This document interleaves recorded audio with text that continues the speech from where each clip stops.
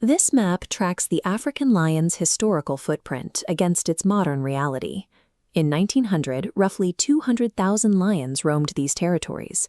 Today, that number has dropped to around 25,000. Unlike every other wildcat on Earth, lions evolved to operate in a highly fluid social structure, known as a fission-fusion dynamic. A single pride constantly splits into smaller subgroups to forage or patrol, only to merge back together days later. The foundation of this system is the female crush. Related females synchronize their breeding cycles so they give birth at roughly the same time. This allows for communal nursing, creating a shared nursery that heavily increases cub survival against the threat of rival males. While females form the stable core, the males act as the perimeter defense.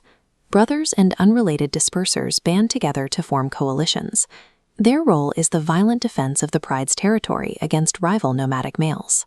Through millions of years of selective pressure, this division of labor produced a biological machine specialized to dominate the African savanna. Their physical tools are equally specialized. Behind the retina of a lion's eye sits the tapetum lucidum, a reflective layer that bounces ambient moonlight back through the photoreceptors, allowing them to hunt in near total darkness. And their tongues are covered in keratinized filiform papillae. These tiny, hook-like structures act like coarse sandpaper, allowing the lion to scrape every last calorie of meat away from the bones of a kill. There is a persistent myth that the females do the heavy lifting during a hunt, while the males simply wait in the grass to steal the spoils. The reality is a strict division of predatory labor. Females dominate the open grasslands, using highly coordinated pincer movements to trap fast-moving prey like zebra and wildebeest. Males, however, are dense brush ambush specialists. They use their massive size to tackle intimidating, high-risk targets like adult Cape buffalo, which can weigh up to 3 times as much as a lion. This leaves us with a biological contradiction. If this predator possesses an unassailable evolutionary toolkit, why are they now extinct in 26 African nations? In 1994, the Serengeti National Park became ground zero for an epidemiological mystery. Within a matter of months, a massive die-off wiped out 1/3 of the region's entire lion population. Genomic analysis traced the outbreak back to a cross-species spillover. Canine Distemper Virus, or CDV, jumped from domestic dog reservoirs living on the park's borders into the wild felines. But CDV on its own is rarely fatal to lions. Retrospective blood analysis showed the virus had been circulating silently through these prides for decades without causing measurable mortality. The environmental trigger was the weather. A severe drought struck the Serengeti, starving the massive herds of local Cape buffalo. As the buffalo weakened, they became heavily infested with ticks carrying a blood parasite called Babesia. When the rains returned, the lions gorged on the massive numbers of tick-infested buffalo, absorbing high loads of the parasite. CDV-induced immunosuppression left the pride's defenses down. This permitted the Babesia parasite to multiply at a rate the lion's blood cells could not handle, leading to mass mortality from anemia. Evolution equipped the lion to survive severe droughts, and their immune systems could handle endemic viruses in isolation.